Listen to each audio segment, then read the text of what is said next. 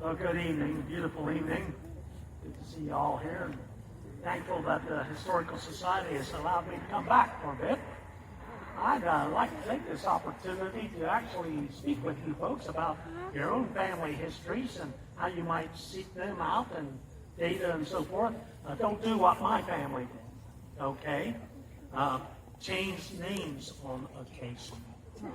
Okay, so I can just tell you right away, my great-grandfather, James Waddell, was born north of Glasgow, Scotland. Then he moved the family to Ireland, where he had a son named James Waddell. Well, this James Waddell lived and died in Ireland. Then he had a son named James Waddell. Okay, and that was my father. Okay, this James and a couple of brothers moved over here to America before the Revolutionary War. So my father, James, actually fought in the Revolutionary War in the New Jersey area, the Battle of Monmouth and Ash Swamp. And they served well in that war. And then they came back into Pennsylvania. And in Westmoreland County, Pennsylvania, I was born. And of course, I'm a Robert. So there was a break there finally. Robert Waddell's my name. And I was born on January 15th, 1790. And I was married on January 10th, 1812, to an Eleanor Orr, O-R-R. And then I passed away just before the Civil War on October 17th, 1860.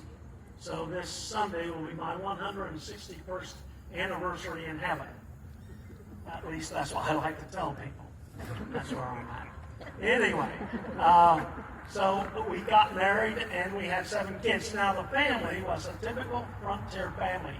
You've heard my fellow ghosts talk about a lot of movement on the frontier. So I was born in Westmoreland County, Pennsylvania. Family moved to Hagerstown, Maryland for a bit, back to Westmoreland, down to the Licking River in Kentucky, and finally in 1798, 99, and I was still just a young lad, we moved up here into Fayette County, close here to Greenfield. And we had a prosperous time. I had 7 children. And again, I made the mistake of repeating names. My first son's name was Robert. So when you're looking at Robert Waddell's, you need to look at 3 or 4 generations. But I'm the 1790 Robert, okay? And then, once you know, 3rd child, 2nd son, James. And so, folks, when you go hunting in your family history, be aware of that tendency in older days of naming after, and even the mothers are named daughters after them in those days. So you have to be very careful in genealogical studies to make sure you've got the right person. Well, the other thing is names. Now, I'm happy to represent my family today, the Waddells. The trouble is, we didn't know how to spell our last name.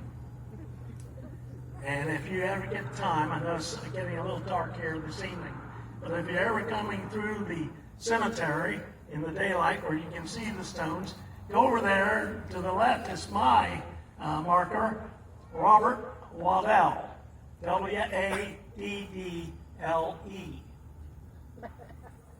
That sounds like waddle. Well, you go to the right and you see where my young daughter passed, Sarah Jane. She's only 16 when we lost her. But her name is spelled W-A-D-D-E-L. And when you go into all of our records, even my name, I kept going back and forth on wills, records, and so forth. So be very careful. Well, a classic illustration of that is Myers, M-Y-E-R-S. But if that's your name, you better be looking for M-E-Y-E-R-S. And if you go all the way back to the original, it's the big chain store spelling, M-E-I Jers. And so you've got to be careful with that. So I'm glad that I was identified correctly. And yes, I'm glad we're not called waddles. Sounds kind of like a duck, or something like that. Very briefly, I know it's getting later here, and we have another coast to go to. The amazing thing about genealogical studies, especially in American studies, is that we were a small country, a country waiting to be settled in my days.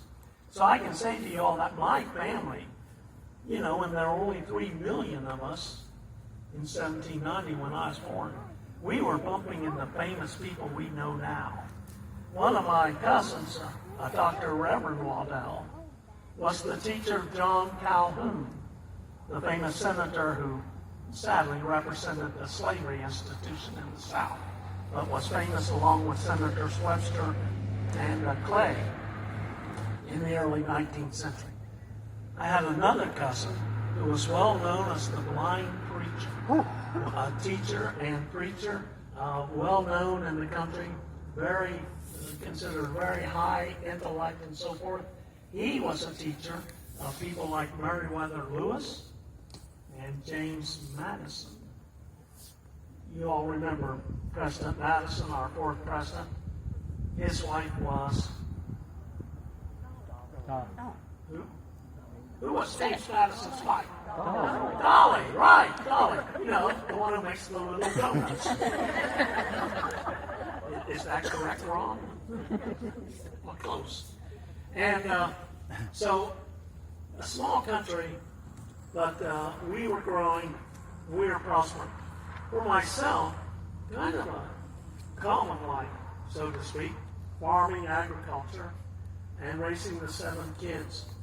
But I did get a mention in Professor Harris's book, The Green Country Town, so I have been remembered. I am remembered for being. Well, you all accomplish your way, I'll accomplish mine, okay? It was this is the story. It's called Tom's Bean. When we were in Kentucky, we brought the seed up here, and we planted it. And here's the story behind that bean, for which I am noted in Professor Harris's book. Tom was a slave down in Kentucky. That's where the bean got its name. One day, Tom is out hunting wild duck. And he got some ducks, brought them home to clean. So while he was cleaning this one dead duck, I always wanted to say that. So while he's cleaning this one dead duck, he discovered some beans in the crawl. And he took the beans out and planted, and that became a new brand of bean. So we brought it up here to Ohio, and we were well known for raising Tom's beans, and that was my claim to fame. Okay, it's not as exciting as somebody shooting somebody. Okay, there you are. Friends, in closing, and letting you go on to the next coast, I have enjoyed being here and representing my family to you, and I hope I've said a few words to encourage you to look to your past.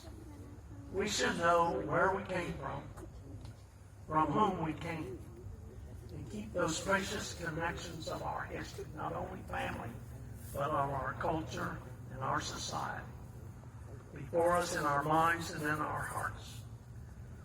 So I encourage you to do that. And thank you for allowing me to share my family's history